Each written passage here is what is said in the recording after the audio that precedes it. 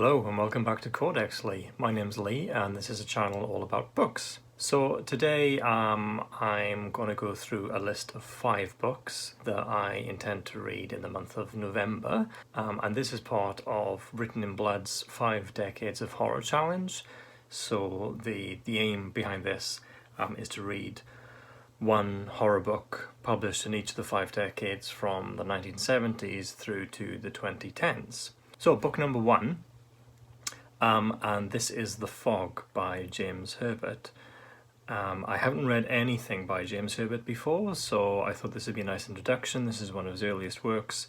It's not to be confused with the John Carpenter film The Fog, Who's there?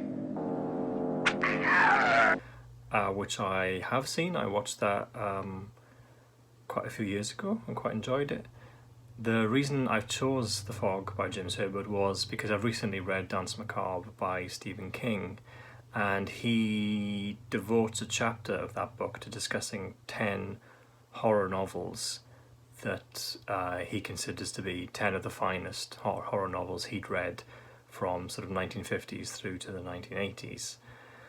And I quite like to read all 10 of the ones he lists. I don't think I've actually read any of the 10 that he discusses. They were all quite new to me, so I figured this would be a good place to start. So the 1970s book is The Fog by James Herbert. For book number 2, so this is a book horror novel published in the 1980s, I have chosen Thinner by Richard Bachman, aka Stephen King. So I'm currently reading all of Stephen King's works in chronological order, and I have recently finished Christine, so I'm kind of into the sort of early 80s. I'm hoping that by the end of this month I'll read Pet Sematary and Cycle of the Werewolf. I also intend then to read The Talisman by Peter Straub and Stephen King, probably starting early next month. So there's any number of Stephen King books that I could have chosen for this, so I've just gone for Thinner, which I think will be interesting because it's the last Richard Bachman book that he published before he was outed essentially as Richard Bachman.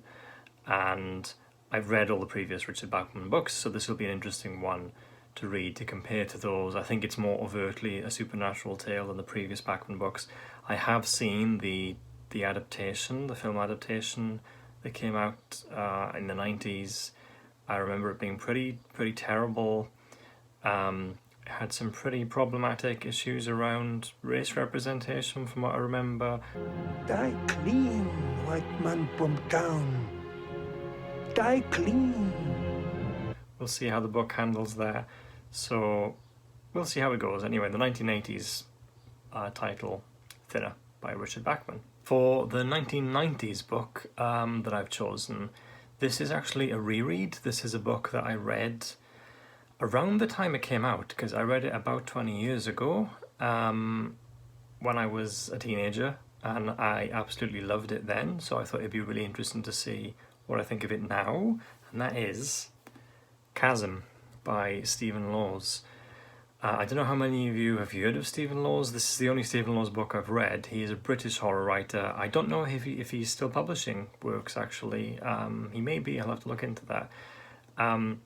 But when this came out, I think I saw this maybe in my local library, and then I went out to buy a copy because I love the cover. I think it's a really cool cover.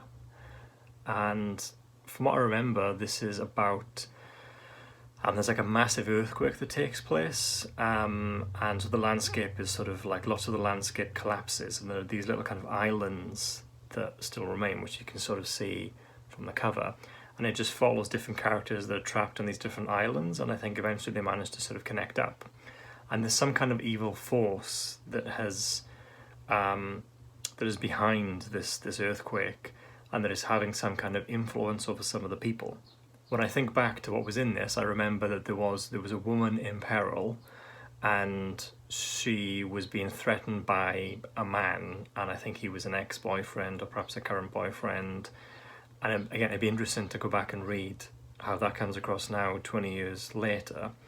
And I'm not just reading these things to kind of like sneer at different representations of women or of people of colour. And I'm not one of those people who sort of feels like if there is some problematic element in a book, then that book should be banned or cancelled or wherever.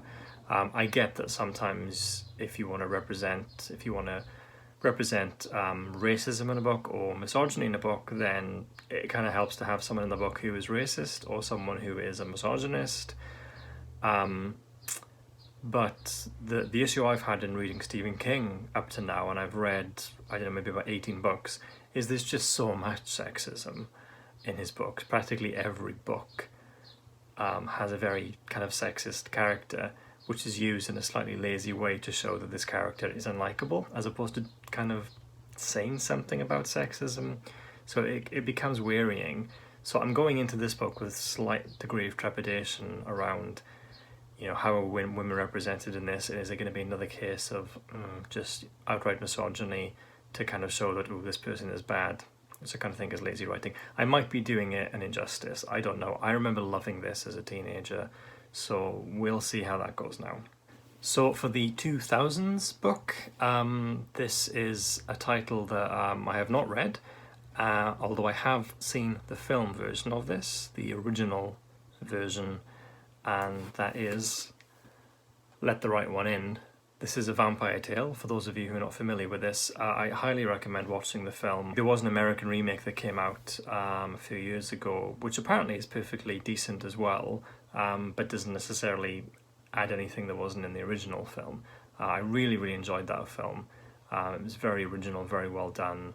Är du vampyr? Hade du tyckt om mig ändå?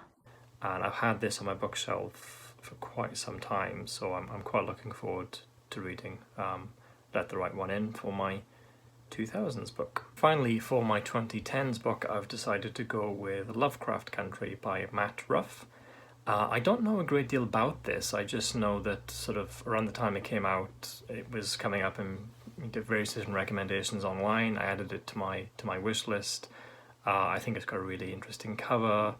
I've really not read a great deal of Lovecraft, but I feel like I'm very familiar with Lovecraft because H.P. Lovecraft, particularly in recent years, has just kind of has become quite pervasive in that you don't really see kind of adaptations of Lovecraft's work, but you see his influence in a lot of horror. Even though I'm not familiar with the original brand of that horror from Lovecraft, I do have like the collected works of Lovecraft on my bookshelves, which I should read sometime.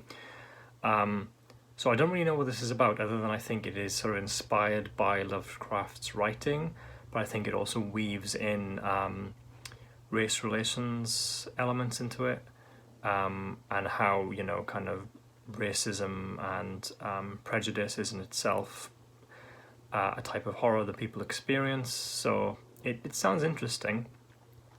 I believe that it is being adapted into a TV series by HBO. I think they have filmed it. I think it is coming out soon. So it'll be nice to read the original book in advance of possibly watching that TV series. So there we go. 5 books from 5 decades of horror. Haven't read 4 of them.